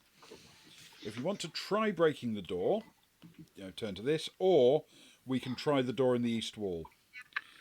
So it's almost certainly going to either demand that we test luck or just take 2 stamina hit. Yeah. Even if we get through it, it's probably going to cost us some stamina. What do you think?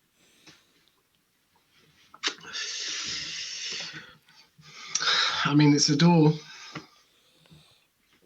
It is a door. To be fair, so's the one in the east wall, though. So Well, I mean, yeah, that is also true. Do you want to roll a die for it? Mm-hmm. Okay. Yeah, I really do. I don't feel comfortable making this decision. All right. I feel as though we haven't been given a. Are you sure you want to do this yet? Yes, and then I been agree. presented with certain death. Yeah. So, and I'm this could starting be to it. miss those times where it said you have to decide which way to go. Roll a die. Yeah, yeah, Because definitely. it does take the pressure off the decisions. Okay. That is east door. Okay. We will try the door in the east wall. Turn to 263. Okay. Oh, this could go very badly wrong. The door shudders under your charge but doesn't open. Lose 1 stamina point. Oh, that's a good start. Are you joking? No. Oh my goodness. You try again, and this time the bolt is torn from the frame. The door flies open and you step into the room ready for the creature inside. The room itself has a door in each wall. Scattered around one corner is an untidy pile of bones. In another corner is a half-eaten human carcass. Standing over the carcass, and evidently annoyed that its meal has been disturbed, is a bulky creature with a hairy face, razor-sharp teeth, and wild eyes. As you enter, it turns to attack, and you must resolve your battle with the manic beast. Right. Now, before we actually start the battle, it says the manic beast is so called for its tremendous bursts of rage. Each time you inflict a wound on the manic beast, it receives a trophy for best batsman. That's what an amazing coincidence. That's astonishing. Yeah, Who'd have thought? yeah. It's got a picture of it too. I can see the similarities. Yeah. So anyway, each time you inflict a wound on it, its anger will rise for the next attack round, and you must add 2 to the dice when it rolls for attack strength. Oh, If you wound it just again during this next round, it will retain the bonus for the next round, but if you don't, oh, its temper returns to normal and the bonus is lost. So effectively, after every time we hit it, it gets yeah, +2 in a counterattack, yeah. irrespective. But it doesn't keep going +2, +4, +6. Okay, right. It has skill 7, stamina 8. I currently have skill 9, stamina 6. I currently have skill 7, stamina 8 as well. Wow. So Except we're you on don't get the par. bonus of +2 every time you're wounded. No, that is true. Fundamentally, it's literally better than us. It's very good that there's 2 of us. Okay, we roll for attack.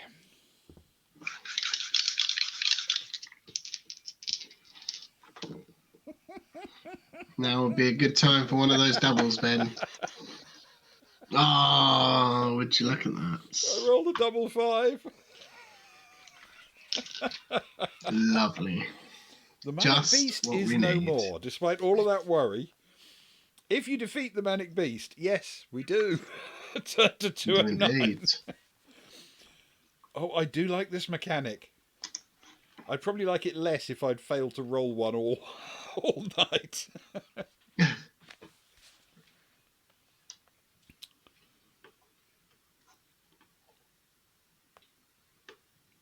You may, if you wish, regain your strength by waiting for a few moments in the room before continuing. You can pass the time by feasting on either of the dead creatures. Which looks the tastiest, the Manic Beast or the human carcass? Or will you ignore the food and simply leave the room?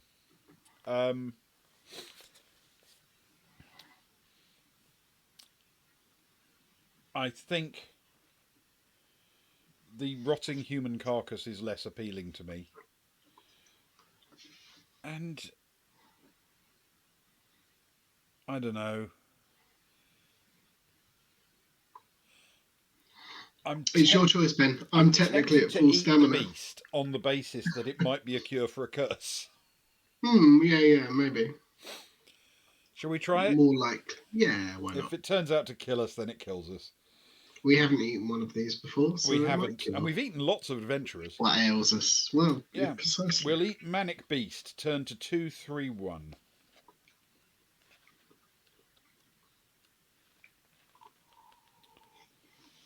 The Manic Beast's meat is a little bitter for your liking, but provides a satisfying meal. You may add 4 stamina points. Actually, I can't. I can add 1, but I'll have it. Ah, yes, of course, due to the door. Yeah. Yes. That's good. I mean, that beast is actually worth like 2 adventurers. Or, no, 1 adventurer, because they were 4, weren't they, as well? So, yeah. Okay. So, that's fine. Turn to 293.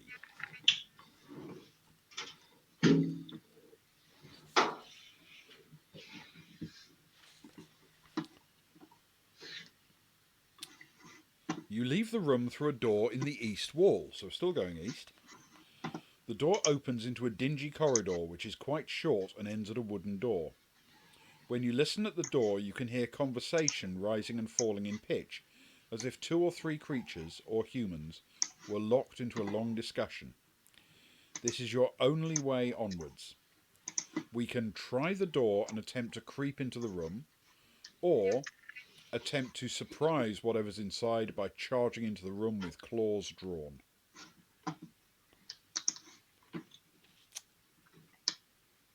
And I think on that cliffhanger, Oh, Ben. we should call it a night. Whew. Because, it's a good moment to do it. Yeah, I think so. There's a We've decision to be feasted made. on several adventurers and one manic beast. Yeah, we're cursed. We do have a blue pendant, which helps us find secret doors. Really useful. Mm-hmm. And we have some kind of leather-bound scrawlings. Yes, which we can refer to at any time, but they are written in fake Welsh. So, Yeah, so yes, they're not actually as helpful as you might think. useful in any sense at all. Okay, so at 293, which the thing that made me immediately think this is the page to stop on. I don't know if you know this, but at the bottom of all of these pages, they give you dice, like a sort of random selection of 2d6, so that you can, if you don't have dice with you, you can flick through the book to a random page and have a Oh, double roll, And yeah. at the bottom of 293, the dice roll is a double six. So I thought that has to be good omen, right? It feels like a something. A something. Well put. Feels like a Yes. couple of numbers written on a book page. It feels like two numbers Definitely, on a page. definitely a good omen. Definitely a good Well, omen. Then, yes, yeah, excellent. Right, we will stop there. We will resume at some point in the future when it is most suitable. I yeah. hope you've had fun this evening. Thank you, Ewan. It's been wonderful. Thank you, Ben. I've thoroughly enjoyed this one. Actually, it's nice to This has been nice to play great a fun, I monster for think, a this one. change. Yeah. I think we should quickly raise a glass to Luke's manifest achievements this evening. So, Congratulations, Luke. sorry Well you weren't done. with us to play tonight, Luke, but congratulations on this evening. That's wonderful.